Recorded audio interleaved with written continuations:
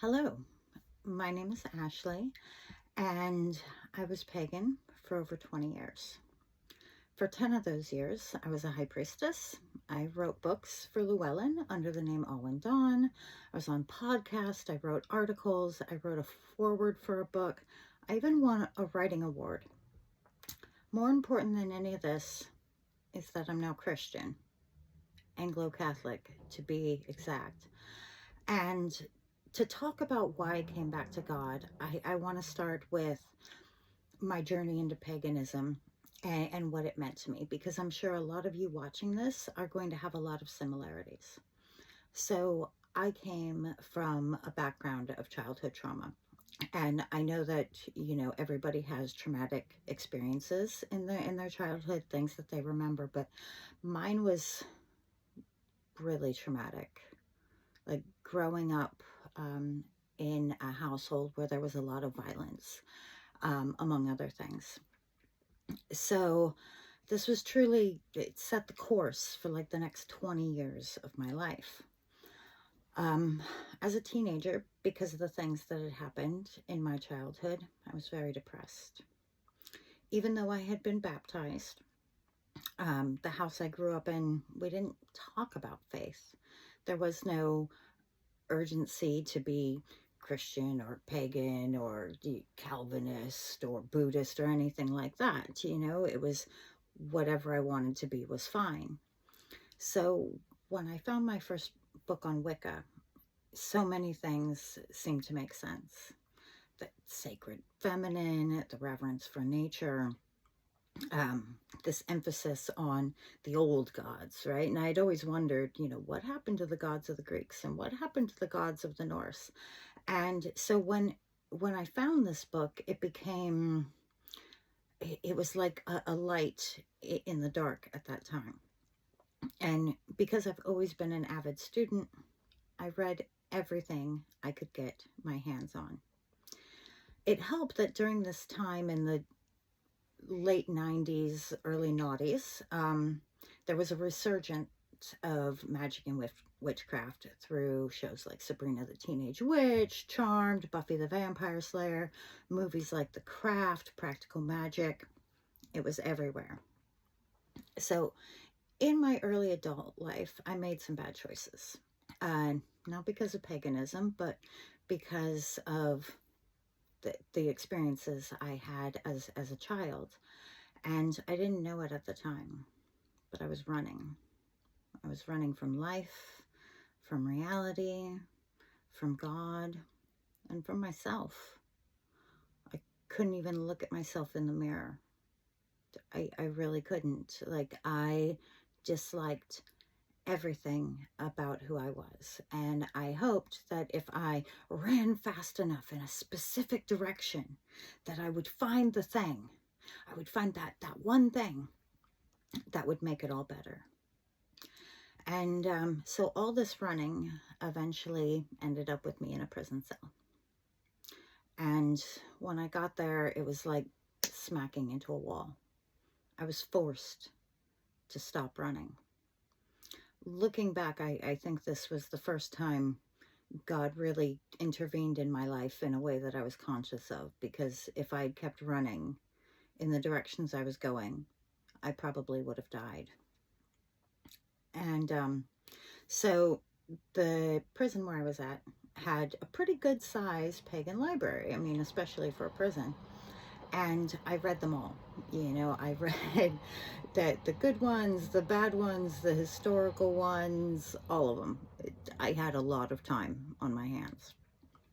And there were two chaplains, Martin and Carrie, who came down every month and had classes, not just for pagans who were incarcerated, but for seekers alike, anybody who was curious, or even if you were bored on a Tuesday afternoon. They didn't really make it a hard line of who could attend. And they did something really important for me. When my grandmother died, they not only were the ones to tell me, but they sat with me while I processed it and cried and felt all the things I needed to feel. And I'll never forget that, because it was the first time in my life that, somebody seemed to care about what happened to me. So when I got out, I was a model parolee. I called in every day. I never missed a UA. I worked. I was always home in time for curfew. If I thought I was going to be late, which I never was, but if I thought I might be, I called and let somebody know. And during this time, I found a coven with a high priestess who was training in what she called the traditional style, which just meant she learned from a high priestess who learned from a high priestess who learned from a high priestess. And how far back that goes, I couldn't really tell you. But 1 year in, I was a first degree initiate. Then I started teaching the first degree initiate course. About another year later, I was a second degree initiate. And then about a year and some change after that, I was a high priestess in my own right. And though I didn't end up staying with that coven, I did run into Martin and Carrie again. And they asked me to help with their pagan ministry. So a few months later, and a lot of paperwork, so much paperwork, I was teaching a year and a day style course, a course in spirituality, to women at the very prison I had been at. And beyond being, just a teacher of this course, they got to see that people who got out of prison could stay out of prison, could make different choices. So this ended up leading indirectly to my first contract with Llewellyn, my first book, then my second, then my third. I was very busy during this time.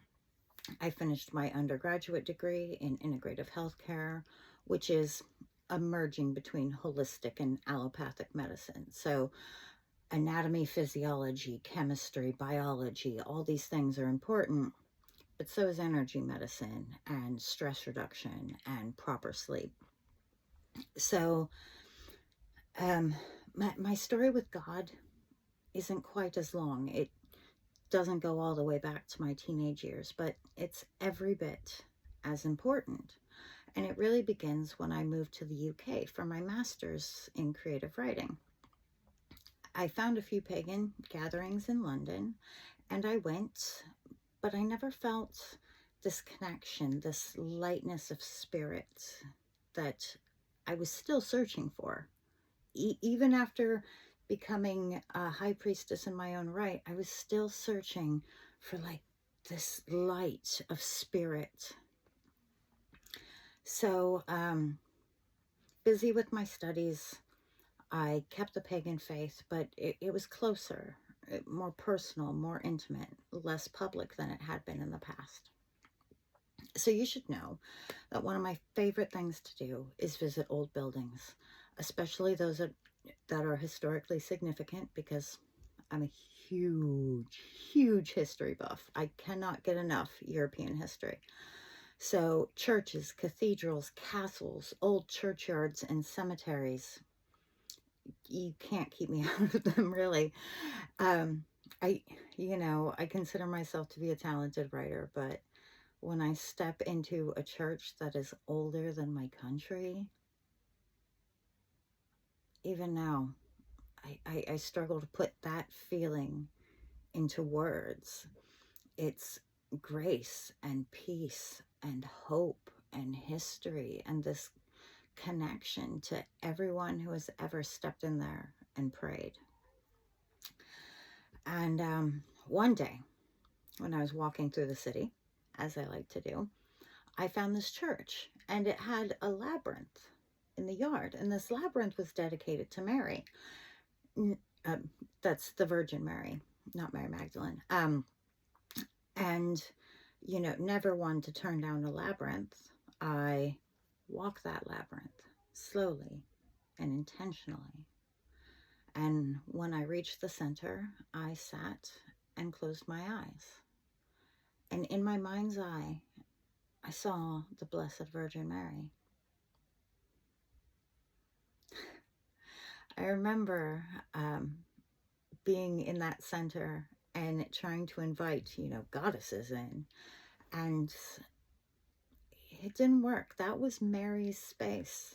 She's like, this is mine. I'm the one who watches over this area.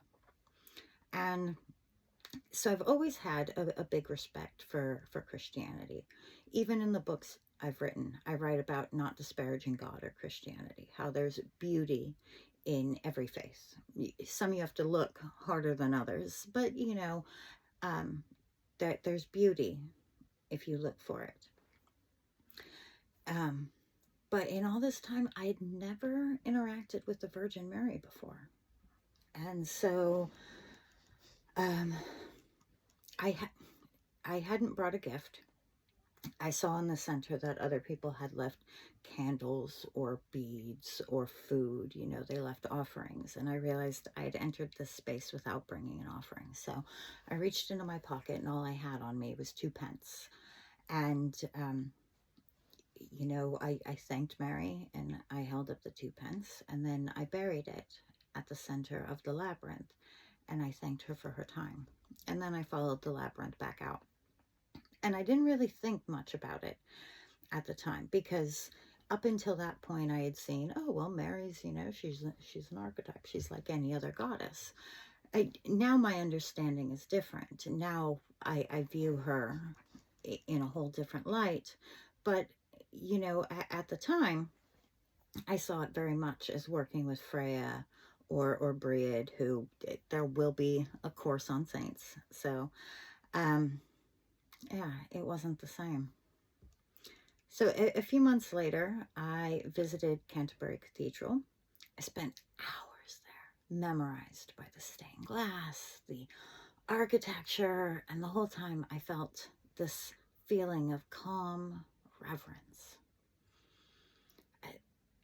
I could almost hear the chants and the stories and the conversations that had happened there. It's like they still hung in the air.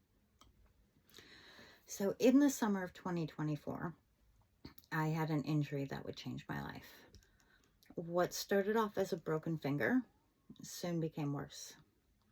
I found myself in the A&E. That's ER for the American viewers.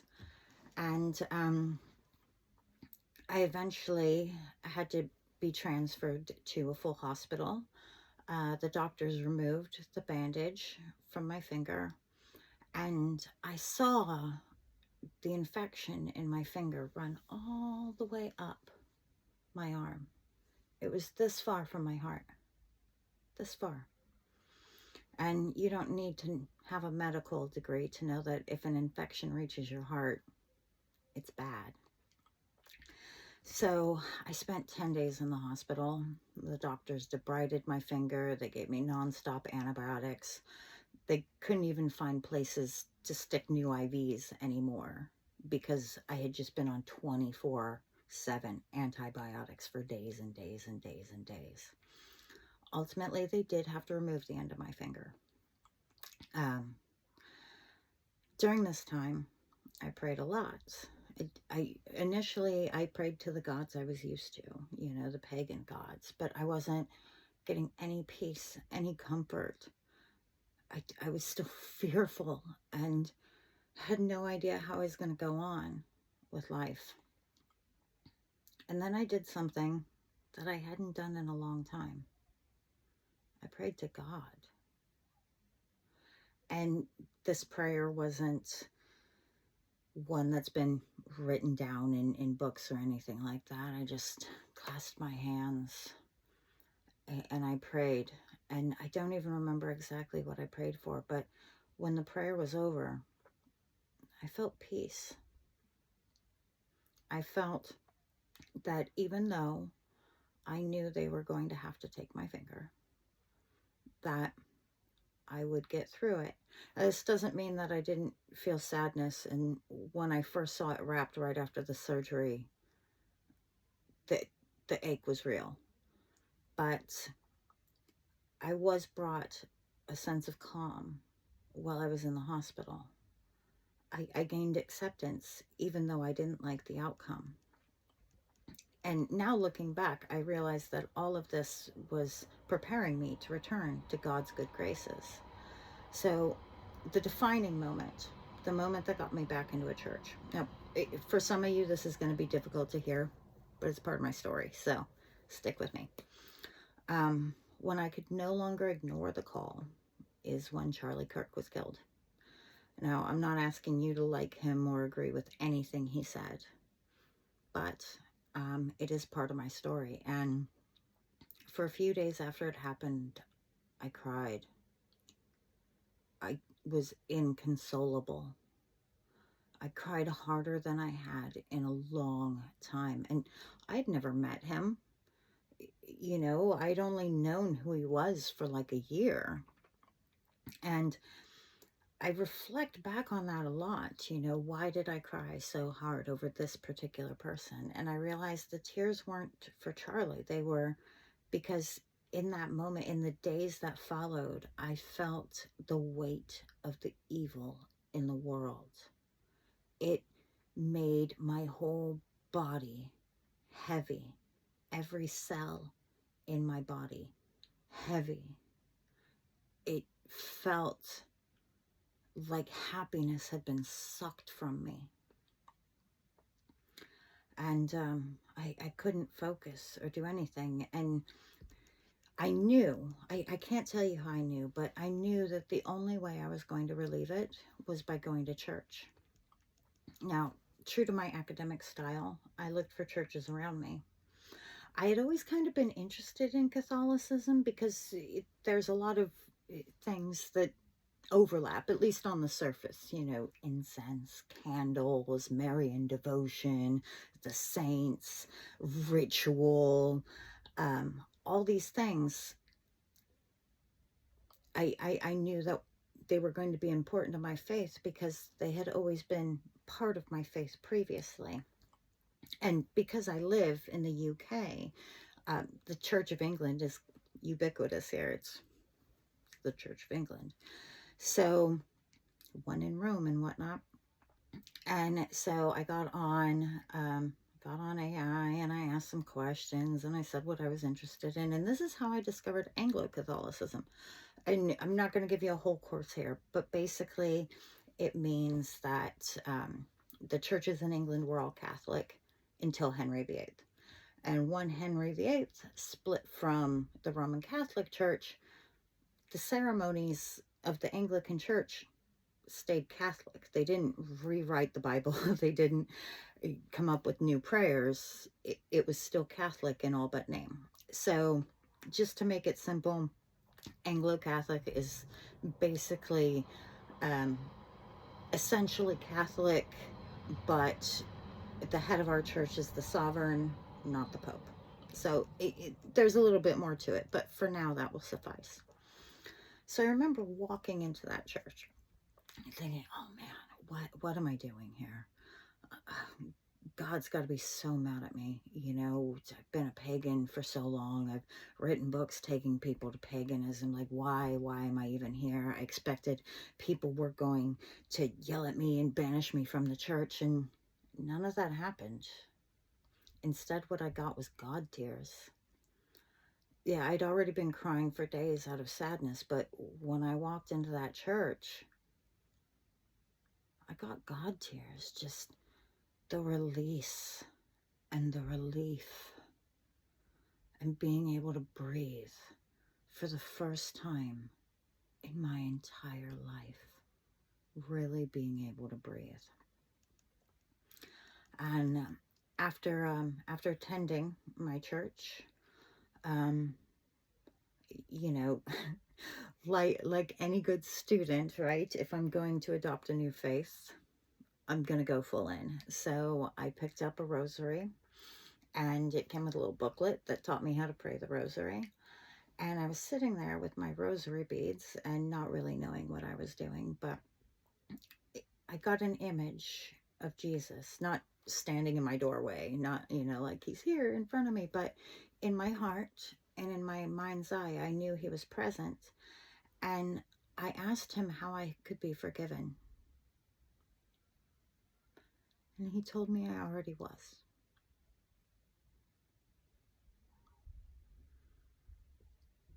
the feeling this moment brought.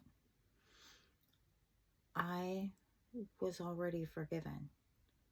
Everything I had done, a lot of sins in the past, I was forgiven.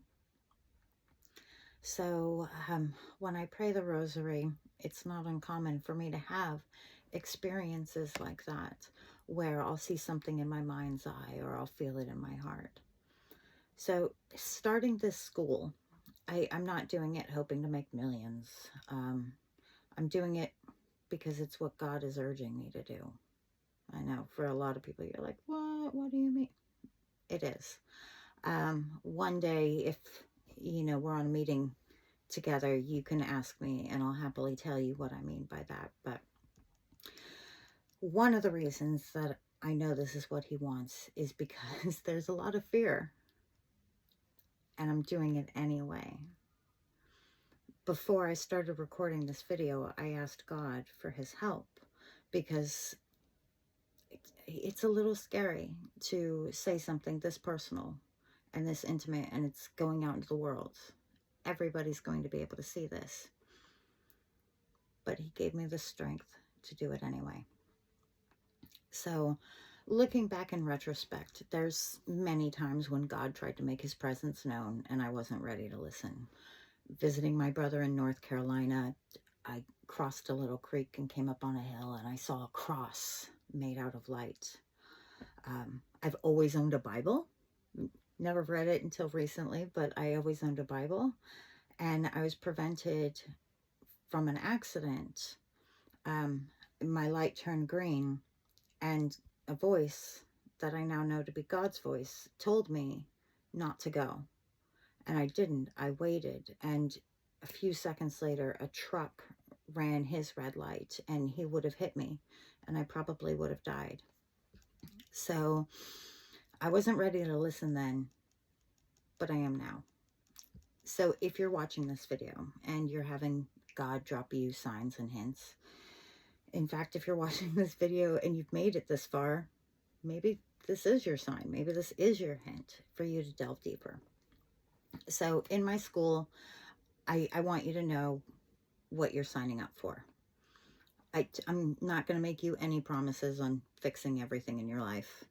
I won't cast out demons. I'm not a guru. But what you will get with me is the ability to learn and discuss in a genuine way.